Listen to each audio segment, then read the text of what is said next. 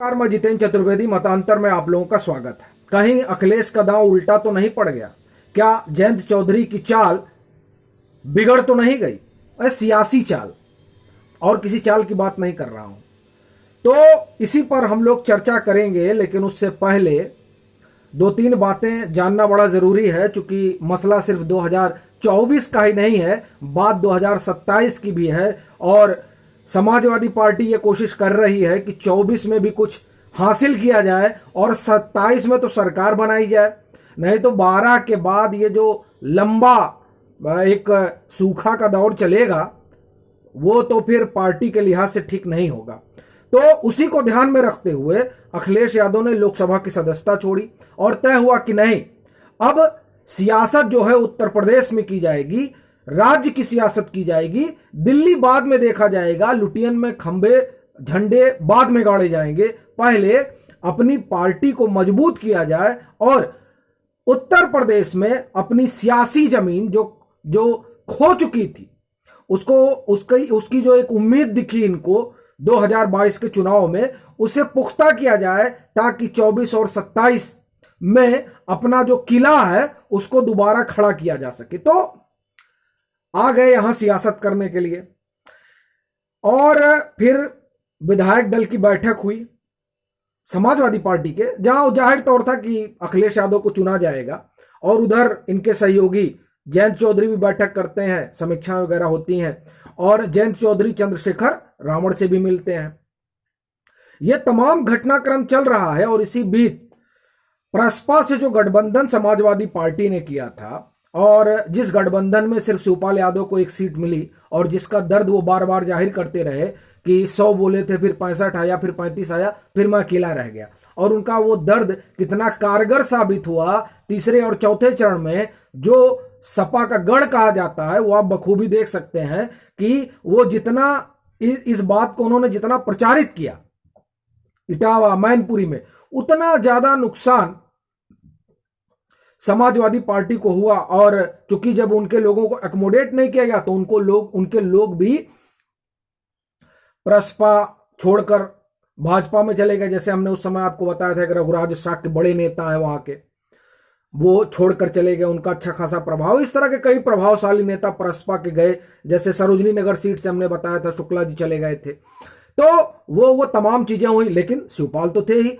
अब शिवपाल भी नाराज हो गए, और ये जो नाराजगी है, ये नाराजगी समाजवादी पार्टी के लिहाज से बहुत बेहतर नहीं है। वह भी तब जब समाजवादी पार्टी अपने गठबंधन के साथ ये योजना बना रही हो कि हम भाजपा को उठाकर पटक देंगे। ऐसी स्थिति में शिवपाल यादव संगठन के आदमी हैं, और ये कम से कम उत्तर प्रदेश में जो समाजवादी पार्टी की सियासत को जानता है, वो इस बात को मानता है कि हर तहसील, पंचायत, गांव तक के कार्यकर्ता अगर किसी से जुड़े हुए हैं तो शिवपाल यादव से हैं। संगठन में किसी की मजबूत पकड़ है तो शिवपाल यादव है। और अच्छा, यही जो उनकी मजबूती है, यही अखिलेश यादव की कमजोरी है, और यही उनका डर भी है। कमजोरी ये कि जिस तरह का व्यापक संगठनात्मक अनुभव और संगठनात्मक पकड़ शिवपाल की है, उस तरह की अखिलेश यादव की नहीं। एक दूसरा, चूंकि पकड़ शिवपाल की ज्यादा है, इसलिए अखिलेश को लगता है कि अगर इनको आगे किया जाए तो ऐसा ना हो कि जिस पार्टी को ये बड़े संघर्षों के बाद, पारिवारिक संघर्ष के बाद बचाकर अपने पाले में ला पाए, वो कहीं चली ना जाए। तो ये जो जद्दोजहद है, ये उनके दिमाग में है। जिन्होंने सफाई में होली महोत्सव देखा होगा यादव कुनबे का, मुलायम कुनबे का, वो आप देखिए कि एक सोफे पर शिवपाल बैठे हैं और रामगोपाल बैठे हैं, और दूसरे सोफे पर अखिलेश यादव बैठे हैं। अखिलेश यादव और रामगोपाल यादव बराबर बात कर रहे हैं, लेकिन शिवपाल यादव दूर बैठे हुए हैं। एक ही सोफे पर शिवपाल और रामगोपाल साथ बैठे हैं। रामगोपाल से अखिलेश यादव खूब बतिया रहे हैं। तो ये जो असहजता रही, वो दरअसल गठबंधन के बाद से ही दिखाई देती रही, और अब वो सामने आ गई है। ये गठबंधन इसलिए हुआ था ताकि इनका जो कोर है उसको एकजुट किया जा सके। ये जो सदस्यता छोड़कर आए लोकसभा की, उसमें भी ये माना जा रहा है कि कोर को एकजुट किया जा सके, नहीं तो 24 में ऐसा ना हो कि कोर बिखर जाए और 27 आते आते यादव ऐसा ना हो कि आधा भाजपा में शिफ्ट हो जाए। तो अपने जो कोर है, अपना जो कुनबा है, उसे बचाने के लिए ही शिवपाल को संगठन में लाया गया था, गठबंधन किया गया था, और उसी कुनबे को बचाने के लिए अखिलेश लोकसभा से पहुंच गए यहां।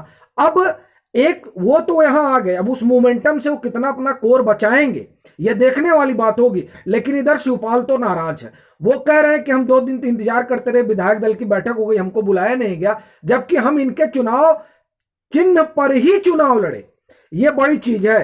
तो सबसे बड़ी बात यह है कि जिस शिवपाल के जरिए तमाम जो अपना कोर है उसे साधने की कवायद थी, अब ऐसा लगता है कि वो कवायद हाशिए पर जा रही है। अब अखिलेश अपने चेहरे पर कितना जोड़ पाएंगे ये तो समय बताएगा। तो एक तो ये दांव जो हुआ वो उल्टा पड़ता दिखाई दे रहा है कि अपना कोर जोड़ने की कवायद में वो कहीं ना कहीं अब कमजोर होते दिख रहे हैं। दूसरी बात, चंद्रशेखर रावण के जरिए उस जाटो वोट को जोड़ने की कवायद चल रही है जो इस चुनाव में दिखाई दिया कि वो बहन जी से अलग उसने भाजपा को वोट किया।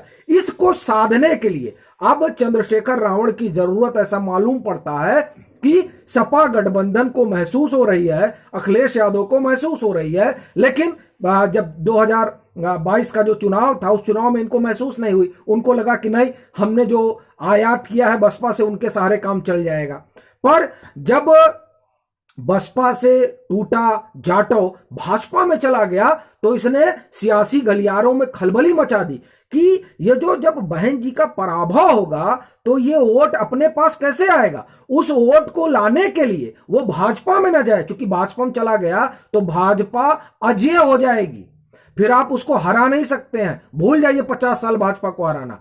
तो ये जो 50 साल भूल जाइए भाजपा को हराना, इस बात ने खलबली पैदा कर दी है, न सिर्फ हिंदुस्तान के विपक्ष में बल्कि पूरी दुनिया में। जो लोग ये चाहते हैं कि भाजपा को हटा दिया जाए हिंदुस्तान की सत्ता से, उत्तर प्रदेश की सत्ता से और तमाम राज्यों की सत्ता से, वो लोग अब चंद्रशेखर रावण को प्रोजेक्ट कर रहे हैं बतौर दलित लीडर, क्योंकि उनको मालूम है। और ये जो 22 का चुनाव है ये वाकई में बहुत बड़ा इंडिकेटर है कि किस तरह से बसपा का कोर भाजपा में जा रहा है।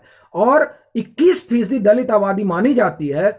अगर उसको आप उत्तर प्रदेश के लिहाज से, आबादी के लिहाज से देखें, तकरीबन 5 करोड़ होती है, और उस 5 करोड़ में तकरीबन 2.5 करोड़ आबादी जाटों की है। और अगर वो आबादी जिसमें अब फिसलन दिखाई दे रहा है, टूटन दिखाई दे रही है बसपा से, और वो भाजपा में जाता नजर आ रहा है, अगर भाजपा उस आधे का मतलब वो 2.5 का अगर आप ये समझिए 1.5 करोड़ भी ले गई तो क्या हालत होगी उत्तर प्रदेश में। भाजपा के अलावा कोई 50 साल तक सरकार नहीं बना पाएगा, और 100 साल तक हमको लग रहा है कि देश में कोई नहीं बना पाएगा।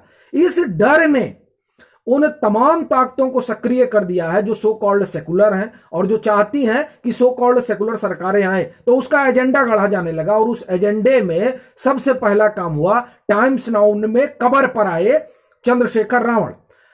और फिर आप देखिए कि जयंत चौधरी जाकर मिलते हैं, तो अब उनके जरिए उस बिरादरी का एक नेता खड़ा करना ताकि उस वोट को अपने पाले में किया जाए, यह एक कोशिश शुरू हुई है।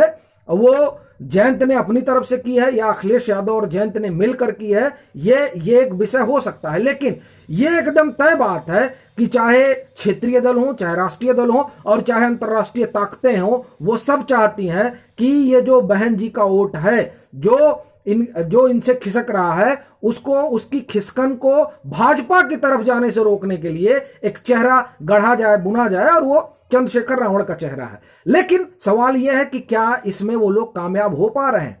आप देखिए जो शपथ ग्रहण समारोह हुआ उसमें भाजपा ने पैरेलल 2 चेहरा वो ले आए, एक असीम अरुण, एकदम यंग चेहरा जो उस बिरादरी का बहुत पढ़ा लिखा, देखिए वैसे भी ये जो जाटो समाज है ये बहुत पढ़ी लिखी बिरादरी है, और वो उस बिरादरी में बड़ा ऊंचा नाम है असीम अरुण का। इनके पिताजी, जैसा कि हमने कल भी बताया, कि वो यहां डीजीपी भी रह चुके हैं उत्तर प्रदेश के। तो उनका अपना एक रसूख है और इस मतदाता वर्ग में उनकी अपनी पहचान है। भाजपा ने उन्हें मंत्री बनाया, बेबी रानी मौर्य मंत्री बन रही हैं। ये दोनों उसी समाज से आते हैं। ये जो भाजपा ने, आप ये समझिए कि पॉलिटिकल लीड ली है, उस लीड की वजह से अब ऐसा मालूम पड़ता है कि ये जो कवायद सपा गठबंधन की तरफ से शुरू हुई थी वो भी अब ज्यादा असरदार होगी।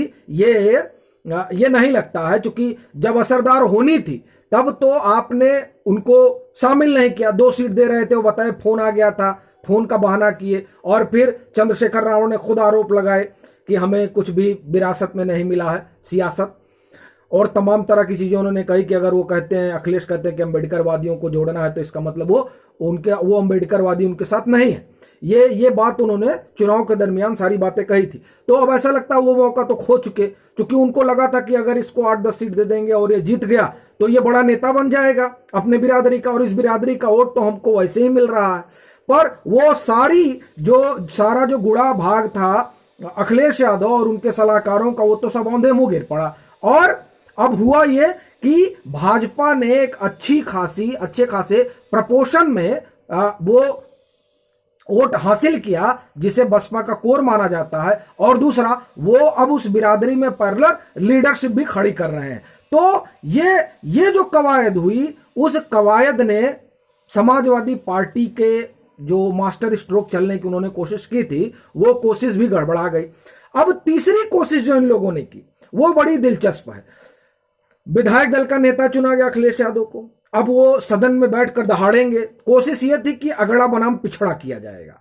ये दरअसल इसी कवायद के तहत पूरा गेम प्लान हुआ। लेकिन अब ऐसा जान पड़ता है कि वो मामला भी बहुत ज्यादा आगे तक नहीं जा पाएगा, और अगड़ा बनाम पिछड़ा बनाने की जो कवायद है वो एक, मुझे लगता है, क्योंकि आप जब ये पूरा मंत्रिमंडल देखेंगे तो मंत्रिमंडल पर एक आरोप ठाकुरवाद का लगता था। इस सरकार पर ठाकुरवाद का जो आरोप लगता था, उसे बड़े करीने से भाजपा ने चुटकियों में खत्म कर दिया। और ये जो माहौल बनाने की प्रक्रिया थी, उस प्रक्रिया को इस मंत्रिमंडल के जरिए जो संदेश दिया, उस संदेश में वो प्रक्रिया बाधित हो गई। तो 3 फ्रंट पर, एक अगड़ा बनाम पिछड़ा करने की, एक यादव वोट बचाने की, और एक जो बसपा का वोटर बिखर रहा उसको जोड़ने की, ये 3 कोशिश समाजवादी पार्टी ने की थी। और वो तीनों कोशिश अब औंधे मुंह गिरती नजर आ रही है। इसीलिए कह रहा हूं कि ये जो चाल चली गई थी, ये जो दांव खेला गया था, वो दांव ऐसा मालूम पड़ता है कि उल्टा पड़ गया है। भाजपा वो जो घेराबंदी थी, उस घेराबंदी करने की कोशिश जो हुई थी, उस कोशिश तो छोड़िए, उसने तो उससे बड़ी घेराबंदी सपा गठबंधन की कर दी। अब ये देखना होगा कि गठबंधन इससे कैसे पार पाता है। अभी के लिए फिलहाल इतना ही। अगर आप मतांतर से नहीं जुड़े हैं तो जुड़िए, वीडियो को लाइक कीजिए, शेयर कीजिए और अपने सुझाव जरूर साझा कीजिए।